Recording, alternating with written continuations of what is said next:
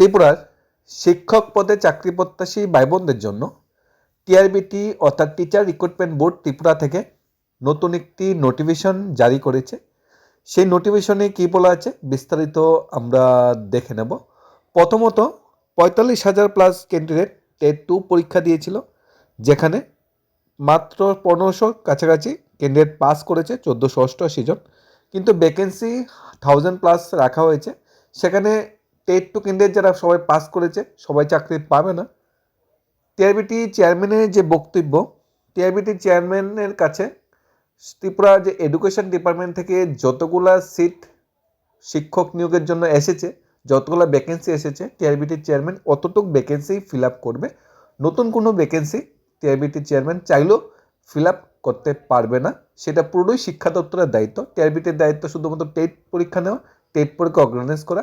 কতজন শিক্ষক রাজ্য শিক্ষা দপ্তরের নেবে কি নেবে না সেটা শিক্ষা মন্ত্রী বা শিক্ষা দপ্তরের দায়িত্ব।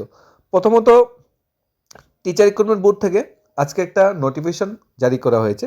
সেখানে বলা হয়েছে, this is for information to the all concern TET pass candidate apply for recruitment for the post of under graduate teacher class 5 1 to 5 and graduate teacher class 6 to 8 to response to our notification number 21/2/2026 মূলে যারা যারা শিক্ষক পদে চাকরির জন্য form fill up করেছিল TET pass শিক্ষকরা, তাদের স্কুটিনি মার্কশিট সার্টিফিকেট ডকুমেন্ট ভেরিফিকেশনের জন্য ডেট ঘোষিত করা হয়েছে। অর্থাৎ টেট পাস কেন্দ্রের জন্য ডেট পাবলিশড হয়ে গেছে ডকুমেন্ট ভেরিফিকেশন করার বা ডকুমেন্ট ভেরিফিকেশন বা বিস্তারিত আরও আপডেটের জন্য।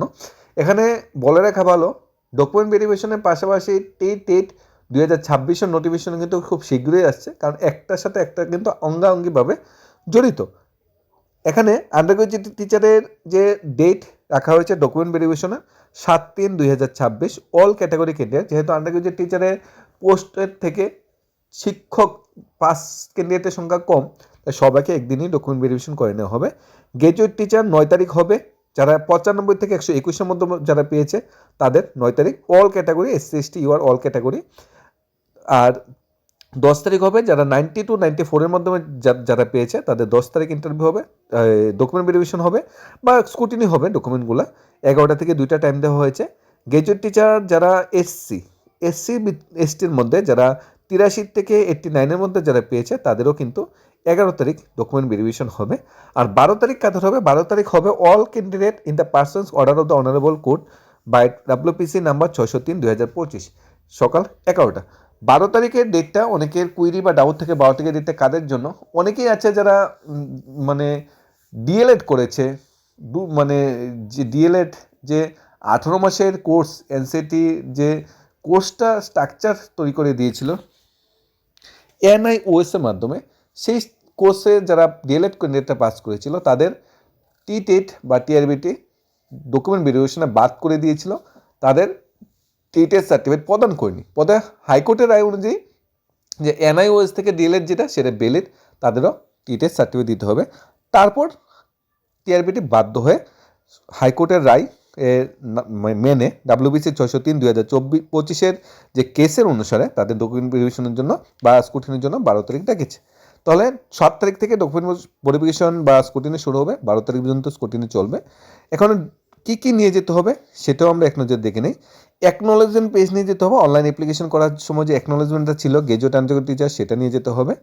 টেটের সার্টিফিকেটের মার্কশিটটা নিয়ে যেতে হবে, PRTC যেহেতু ম্যান্ডেটরি, এডমিট কার্ড নিতে হবে মাধ্যমিক অনওয়ার্ড, কাস্ট সার্টিফিকেট যদি SC ST বা PH সার্টিফিকেট যদি PH ক্যান্ডিডেট হয়ে থাকো, মার্কশিট যেটা বলা হচ্ছে all semester years academic qualification, marksheet all semester years professional teaching qualification, certificate নিতে হবে academic and professional qualification, photo bearing identity card like pan card, voter ID, passport, Aadhaar card etc নিতে হবে।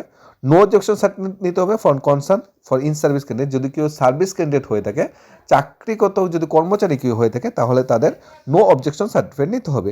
Certificate proof নিতে হবে x service হয়ে থাকলে। এই ডকুমেন্টগুলো নিয়ে যেতে হবে স্কুটিনি বা ভেরিফিকেশনের সময়। Candidate who apply for undergraduate teacher and graduate teacher instructed to being 4 set of the photocopy required document, যারা undergraduate teacher and board graduate টিচারের দুটাতেই সিলেক্টেড হয়েছে তাদের বলা হয়েছে 4 কপি ডকুমেন্ট নিয়ে যেতে হবে, 2টা গ্র্যাজুয়েট টিচার এবং 2 সেট আন্ডার গ্র্যাজুয়েটের ডকুমেন্ট নিয়ে যেতে বলা হয়েছে স্কুটিনির জন্য। Such candidate will only attend the date of scrutiny schedule for undergraduate teacher, they will be required to attend the scrutiny schedule for graduate teacher. যারা undergraduate teacher দিন scrutiny শিডিউলে যাবে, তারা আবার গ্র্যাজুয়েট টিচারের দিনও কিন্তু scrutiny schedule যেতে হবে, 2টা আলাদা আলাদা রেটে তাদের সেখানে অংশগ্রহণ করতে হবে। Obtaining one's certificate, scrutiny does not confirm any right to any candidate recruitment since depend on fulfillment condition of the eligibility number of vacant post. এখানে স্কুটিনি বা ডকুমেন্ট ভেরিফিকেশন হবে মানেই তাদের চাকরি দিতে হবে সেরকম কিছু বলা হয়নি। ডিপার্টমেন্টের কাছে কয়টা পোস্ট এসেছে সেখানে মেরিট লিস্ট অনুযায়ী যারা প্রথম সারিতে থাকবে তাদের সুযোগ করে দেওয়া হবে। যেরকম টেট 2তে সবাই তো চাকরি পাচ্ছে না, কিছু ভ্যাকেন্সি খালি পড়ে রইলো। আজকে যদিও ক্যান্ডিডেটরা টিআরবিটি অফিসে গিয়েছে, টিআরবিটি অফিসে গিয়ে কথা বলেছে, কিন্তু টিআরবিটি চেয়ারম্যানের বক্তব্য কিন্তু সেটাই যে আমাদের হাতে কিছু করার নেই, রাজ্যের শিক্ষা দপ্তর আমাদের যতগুলো পোস্টের জন্য ভ্যাকেন্সি দিতে বলেছে আমরা এতগুলো পোস্টের জন্য ভ্যাকেন্সি দিয়েছি। এখানে মাননীয় যে টিআরবিটি চেয়ারম্যান ওনারও কিন্তু বিশেষ কিছু করার নেই।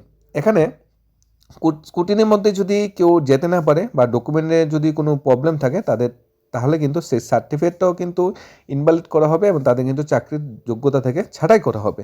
এখানে টিএডিএ বা অন্য কিছু কিন্তু স্কুটিনির সময় কিন্তু দেওয়া হবে না। এখন কোশ্চেন জাগতে পারে স্কুটিনি করার পরে যে নাম্বার আসবে, যে নাম্বার বলতে আমাদের মাধ্যমিক 12 গ্র্যাজুয়েশনের যে নাম্বার সেখান থেকে কিছু পার্সেন্টেজ 30% আনা হবে আর টিটের থেকে 70% আনা হবে, দুইটা একসাথে করে যে নাম্বারটা আসবে সেই দিয়ে ফাইনাল মেরিট লিস্টটা প্রকাশ করা হবে।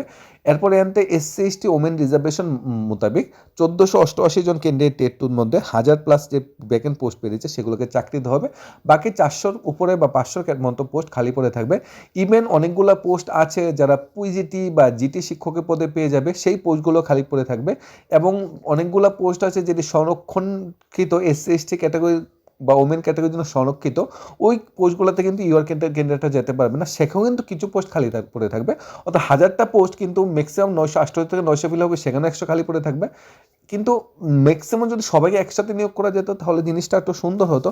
ত্রিপুরা ইতিহাসে এই প্রথম টেট পাস করেও বেকার বসে থাকতে হবে, এই জীবন মানে এই ধরনের কাণ্ড কারখানা কিন্তু আগে ঘটেনি। সবসময় আমরা দেখতে পেয়েছি যখনই টেট পাস করেছে সবাইকে একসাথে চাকরি দেওয়ার প্রস্তুতি নিয়েছে এবং প্রিপারেশন নিয়েছে, এবং সেটা ভ্যালিড, একসাথে চাকরি দেওয়াটা ন্যায্য। কারণ পোস্ট বা ভ্যাকেন্সি খালি আছে, ভ্যাকেন্সি খালি থাকার পরও যদি সবাইকে একসাথে নিয়োগ করতে সরকার অনীহা করে তাহলে বোঝাই যাচ্ছে নেক্সট স্টেটের জন্য কতটা ভ্যাকেন্সি আসতে পারে।